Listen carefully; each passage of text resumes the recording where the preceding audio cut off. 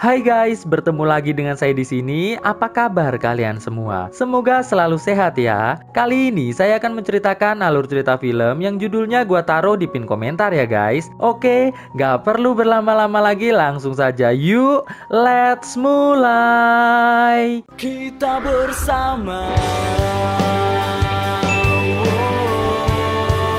Kisah dimulai dengan memperlihatkan seorang gadis bernama Isabella sedang masuk ke dalam gereja untuk berkonsultasi pada seorang psikiater gereja yang bernama Kara. Bella pun lantas bercerita tentang kegalauannya karena telah diputuskan oleh kekasihnya. Kara pun memberi saran agar Bella mencari kesibukan lain, karena hal tersebut akan bisa membuat Bella melupakan kegalauannya. Mendengar hal tersebut, Bella pun lantas pergi dari tempat tersebut. Setelah Bella pergi, Kara lantas berpamitan pada pendeta untuk segera pulang. Sesampainya di rumah dan berganti pakaian, Kara langsung membuat segelas jus. Tidak selang berapa lama, kekasih Kara yang bernama Tyler datang menghampiri Kara. Saat mereka sedang mengobrol, tiba-tiba Tyler mendapatkan SMS dari mantan kekasihnya yang bernama Elle. Tyler pun lantas bertanya pada Kara, apakah ia boleh menemui Elle? Kara pun lantas menjawab, jangan ya. Mendengar hal tersebut, Tyler pun dengan wajah yang sangat bahagia langsung beranjak menuju ke kamar mandi. Malam harinya, terlihat Kara sedang membantu Tyler di sebuah restoran yang Tyler kelola. Jadi guys, Tyler ini adalah seorang pengelola restoran milik sahabatnya yang bernama Frank. Namun ketika Kara sedang berbincang dengan Frank, terlihat Tyler sedang menemui salah satu pelanggan yang bernama Chief. Melihat hal tersebut, Kara pun langsung menghampiri mereka berdua. Alhasil, Tyler pun lantas mengenalkan Kara sebagai tunangannya kepada Chief. Tidak selang berapa lama, anak Chief yang bernama Isabella datang. Di sini akhirnya kita mengetahui bahwa ternyata Isabella atau Elle adalah mantan kekasih dari Tyler. Kara yang mengetahui hal tersebut nampak cukup terkejut. Setelah jam kerja selesai, Kara yang resah lantas menanyakan pada Tyler mengenai Isabella, yang merupakan pasien dari Kara sekaligus mantan kekasih dari Tyler. Tyler pun mengatakan bahwa ia memutuskan Elle dikarenakan Elle selalu menggunakan narkocoy. Tyler pun menambahkan bahwa ia kini hanya mencintai Kara saja. Mendengar hal tersebut, Kara pun nampak mulai tenang. Sebelum pulang, saat Kara sedang membuang sampah, terlihat ada seseorang di dalam mobil yang sedang mengawasi Kara. Alhasil, Kara pun langsung segera pergi dari tempat tersebut. Esok paginya di gereja, Elle kembali menemui Kara untuk berkonsultasi mengenai masalahnya. Kara yang telah mengetahui bahwa Elle adalah mantan dari Tyler, mulai bingung untuk memberikan saran. Ditambah lagi, dalam konsultasi kali ini, Elle terus bercerita tentang hal yang tidak bisa ia lupakan dari Tyler. Di antaranya adalah saat ia sedang bercocok tanam dengan Tyler. Mendengar hal tersebut, Kara pun mulai terlihat kurang nyaman. Malam harinya, Kara mulai mencari Facebook milik Elle. Terlihat ternyata Elle masih memasang foto kebersamaannya dengan Tyler. Kara yang melihat hal tersebut nampak mulai sangat resah. Di restoran, terlihat Frank didatangi oleh Elle yang langsung mengajaknya bercocok tanam sembari meminta agar Frank memperbolehkannya untuk bekerja sebagai pelayan di restorannya tersebut. Sedangkan di rumah, Kara yang sedang tertidur bermimpi melihat Tyler sedang bercocok tanam dengan Elle di dapur restoran. Alhasil, keresahan pun semakin mengganggu jiwa Kara. Esok harinya, sepulang dari gereja, Kara yang bertemu dengan Elle mulai memperingatkan Elle agar segera menjauhi Tyler. Dikarenakan hal tersebut tidaklah baik untuk kesehatan jiwa Elle. Mendengar hal tersebut, Elle lantas mengatakan bahwa ia tidak akan pernah berhenti sampai ia bisa mendapatkan apa yang seharusnya menjadi miliknya. Sore harinya, Tyler mengatakan pada Kara bahwa Frank telah menerima Elle menjadi karyawan di restoran tanpa memberitahunya terlebih dahulu. Kara pun lantas bertanya bagaimana bisa Frank menambahkan karyawan baru di saat restoran sedang tidak membutuhkan karyawan. Mendengar hal tersebut, Tyler pun langsung menghibur Kara dengan mengatakan bahwa bulan depan ia akan segera menikahi Kara. Mendengar hal tersebut, Kara yang awalnya marah seketika berubah menjadi sangat bahagia. Malam harinya, Kara yang telah mendapatkan mendapatkan tanggal yang pas untuk menikah, langsung menelpon Tyler. Tanpa berpikir panjang, Tyler pun langsung menyetujui tanggal tersebut. Setelah jam kerja telah selesai, terlihat Elle mulai mengajak Tyler untuk bercocok tanam dengan menggunakan gaya freestyle. Elle pun mengatakan bahwa pastinya Kara tidak akan bisa sehebat dirinya saat bercocok tanam. Mendengar hal tersebut, Tyler pun langsung pergi dan meninggalkan Elle begitu saja. Saat Tyler sedang santai di ruangannya, terlihat dia mulai mendapatkan kiriman foto-foto cocok tanam milik Elle melalui email yang ada di ponselnya. Alhasil, Tyler pun mulai merasa pusing di kedua kepalanya sekaligus. Pagi harinya saat akan berangkat bekerja, Tyler yang melihat Kara sedang memeluk sebuah gaun, lantas bertanya, apakah itu gaun yang akan Kara pakai di pernikahan mereka nanti? Kara pun menjawab, ya, dikarenakan gaun tersebut adalah gaun milik almarhum ibunya Kara. Siang harinya, Kara terlihat mulai menemui Bapak Pendeta dan memesan sebuah tanggal untuk acara pernikahannya dengan Tyler. Mendengar hal tersebut, Bapak Pendeta terlihat sangat senang dan mengucapkan selamat pada Kara. Di kesempatan tersebut pun, Kara meminta pada Bapak Pendeta agar Bapak Pendeta mencarikan Isabella seorang psikiater lain, dikarenakan ia sudah tidak ingin menangani Isabella lagi. Mendengar hal tersebut, Bapak Pendeta pun lantas mengatakan, baiklah. Sore harinya di ruangan konseling, terlihat Kara sedang menangani seorang pasien yang bernama Laura. Laura ini adalah seorang ibu dengan satu orang anak yang selalu mendapatkan serangan setiap hari dari suaminya sendiri. Namun ia tidak bisa berbuat apa-apa, dikarenakan Laura tidak memiliki tempat lain jika keluar dari rumah suaminya tersebut. Malam harinya di restoran, terlihat Elle mulai kembali mengganggu Kara dengan mengatakan bahwa yang paling disukai Tyler saat bercocok tanam dengan dirinya adalah saat mereka berdua bercocok tanam di sebuah meja bar. Mendengar hal tersebut, Kara pun hanya terdiam saja. Sebelum pulang ke rumah, Kara langsung menemui Tyler yang sedang berada di belakang meja bar, lalu mulai menyerang Tyler dengan jurus-jurus ala percocok tanaman sampai mereka berdua lemas. Terlihat dari luar restoran, Elle dengan raut wajah marah menonton kegiatan Tyler dengan Kara tersebut. Pada saat tengah malam, terlihat Tyler dan Kara terbangun dari tidurnya karena mendapatkan SMS dari Elle. Elle mengatakan bahwa ia sedang akan tewas karena kebanyakan makan narkocoy, dan ia sangat ingin Tyler segera datang ke rumahnya untuk menolongnya.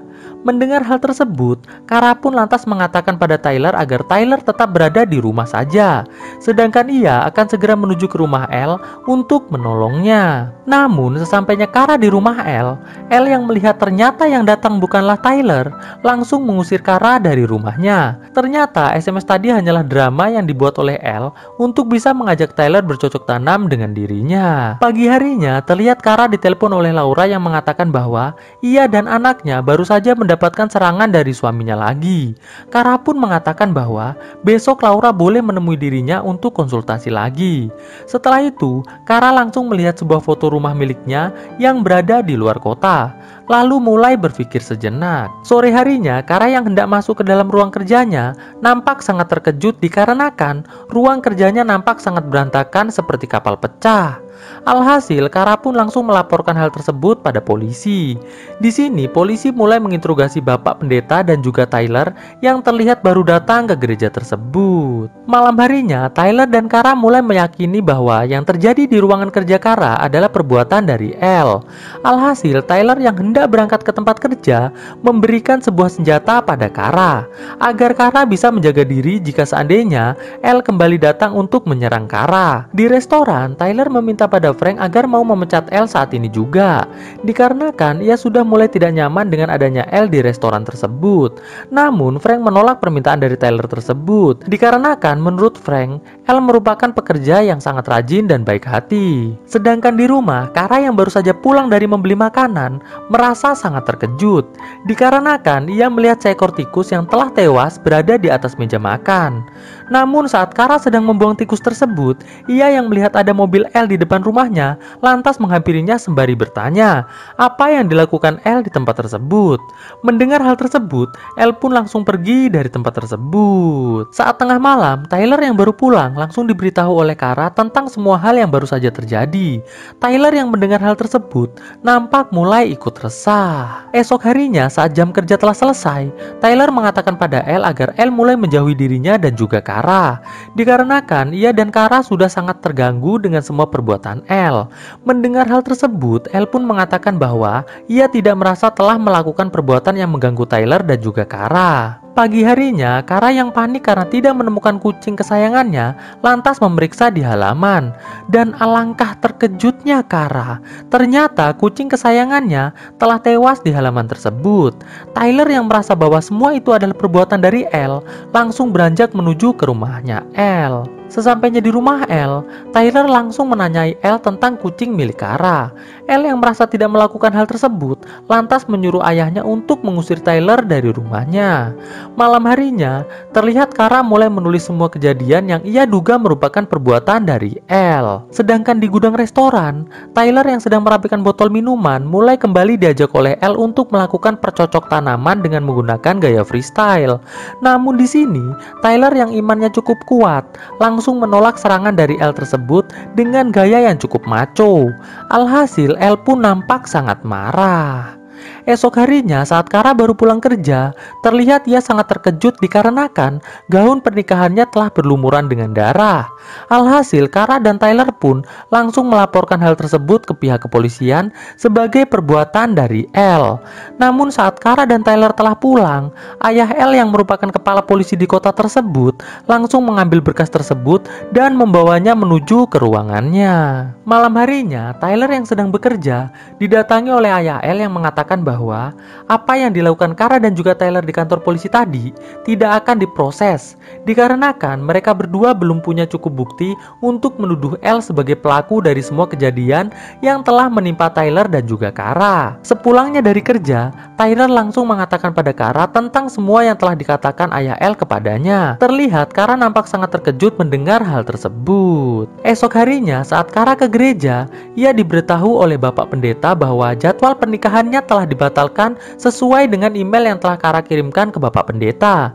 Mendengar hal tersebut, Kara yang merasa bahwa emailnya telah digunakan oleh L langsung segera masuk ke ruang kerjanya. Di ruangan kerjanya, terlihat Kara mendapatkan email dari L yang berisi sebuah video cocok tanam L bersama dengan Tyler. Terlihat L pun mulai menangis melihatnya. Tidak selang berapa lama, Laura pun datang untuk berkonsultasi. Melihat Laura datang, Kara lantas mengatakan bahwa ia akan memberikan sebuah rumah miliknya untuk ditempati Laura dan anaknya jika Laura mau membantunya melakukan sesuatu. Mendengar hal tersebut, Laura pun mengatakan, "Oke, bos." Malam harinya, sepulangnya Kara dari kerja, Kara yang merasa pintu rumahnya tidak terkunci mulai memanggil Tyler. Namun bukannya Tyler yang datang, ia justru langsung diserang oleh seorang pria yang menggunakan topeng. Beruntung, Kara dengan sigap langsung mengambil pisau dan melukai pria tersebut. Alhasil, pria bertopeng tersebut pun langsung pergi dari rumah tersebut. Kara dan Tyler pun kembali melaporkan kejadian tersebut ke kantor polisi. Namun kali ini, ia melaporkan hal tersebut pada seorang detektif. Berharap detektif tersebut bisa membantunya untuk menangkap L. Pagi harinya, terlihat Tyler mulai memasang pengaman khusus di rumahnya agar tidak ada lagi orang yang bisa masuk ke dalam rumah tersebut. Terlihat Kara yang masih merasa ketakutan langsung dipeluk oleh Tyler agar bisa sedikit tenang. Malam harinya, Tyler memutuskan untuk tidak berangkat bekerja dikarenakan ia sangat ingin untuk tetap menjaga Kara di rumah. Namun Kara yang takut Tyler akan dipecat oleh Frank menyuruh Tyler untuk tetap berangkat bekerja. Mendengar hal tersebut, akhirnya Tyler pun berangkat ke tempat kerjanya. Setelah Tyler berangkat, Kara yang merasa ada seseorang yang datang ke rumahnya langsung menelpon Tyler dengan mengatakan bahwa ia harus segera pergi dari rumah tersebut. Setelah menelpon, Kara yang mencoba berlari keluar rumah langsung ditangkap oleh seorang pria yang langsung membawanya ke gudang.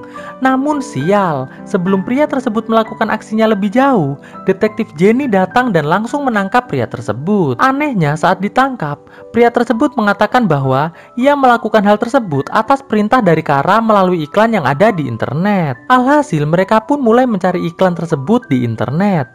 Dan benar saja, ternyata ada sebuah iklan yang mengatakan bahwa Kara sangat ingin diperkasos. Dan siapa saja yang berhasil memperkasos Kara, maka ia akan mendapatkan uang sebesar 2 juta rupiah tanpa potongan pajak. Terlihat Kara semakin merasa ketakutan setelah melihat iklan tersebut. Singkat cerita, beberapa hari kemudian, saat Tyler pergi bekerja, Kara yang sedang berada di rumah sendirian terlihat didatangi oleh Elle yang langsung mencoba menyerang Kara. Di sini Elle mengatakan bahwa ia sudah muak difitnah oleh Kara. Melihat Elle semakin tidak terkendali, Kara yang ketakutan langsung masuk ke dalam kamar dan langsung mengambil senjata sembari mengatakan bahwa Elle harus berhenti mengganggunya. Tidak selang berapa lama, Tyler pun datang dan langsung menyuruh Kara dan Elle untuk membuang senjatanya. Namun saat Kara hendak membuang senjatanya, Elle malah justru mencoba menyerang Kara. Alhasil, Kara pun langsung mengambil kembali senjatanya dan langsung menembak Elle sampai tewas. Beberapa bulan kemudian, terlihat Kara yang telah hamil anak dari Tyler menuju ke rumah Laura. Di sana, Kara mengucapkan terima kasih pada Laura karena telah berhasil membuat fitnah untuk Elle. Laura pun juga mengatakan bahwa dengan kejadian ini, akhirnya suaminya yang telah berusaha menyerang Kara waktu itu sudah tertangkap oleh pihak kepolisian. Dan film pun akhirnya selesai. Oke guys, bagaimana filmnya? Bagus, cucok, atau bagaimana guys ya? Kalau kalian masih bingung, nonton aja sendiri. Judulnya ada di opening gua ya. Jadi jangan nanya lagi apa judulnya bang gitu kan. Kalian nonton sendiri aja, oke? Thanks for watching this video and stay on Shadow Squad. Enjoy your life like a king guys. Bertemu lagi dengan gua di episode mendatang. Oke guys, thanks for watching and bye guys. Indah yang selalu hampiri hatiku, yang telah mati tak lagi bersinar, mengindahkan langkahku ini. Namun ku takkan berhenti untuk terus mengejar mimpi indah yang terukir, rapi di dalam anganku. Terus melangkah, jangan berhenti. Jalan hidup tak berakhir sampai di sini. Masih kan ada indah di sana yang menanti untuk dimiliki selamanya.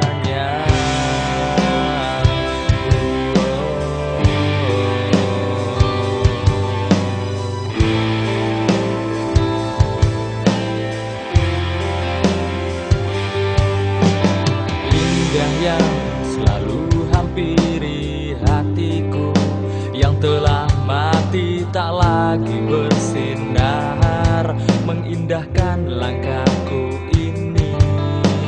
Namun ku takkan berhenti untuk terus mengejar mimpi indah yang terukir, rapi di dalam anganku. Terus melangkah, jangan berhenti. Jalan hidup tak berakhir sampai di sini. Masih kan ada indah di sana yang menanti untuk dimiliki selamanya.